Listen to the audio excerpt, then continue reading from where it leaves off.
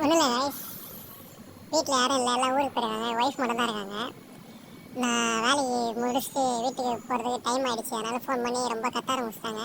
அவங்கள சமாதானப்படுத்துறதுக்காக தொப்பி வாப்பா பிரியாணிலேருந்து சிக்கன் ரைஸும் ஷவர்மா வாங்கிட்டு போயிட்டுருக்கேன். அவங்க போய் அவங்கள சமாதானப்படுத்துவோம். என்ன பண்ணுறாங்க பார்ப்போம். Let's go.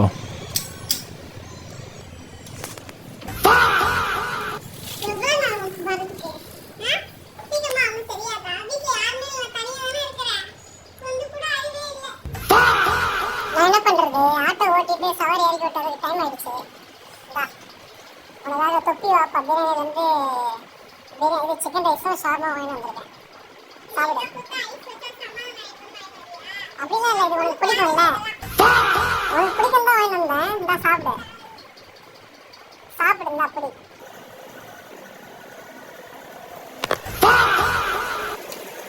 மேடம், சிக்கன் ரைஸும் ஷவர்மா வேணாம்னு சொன்னீங்க.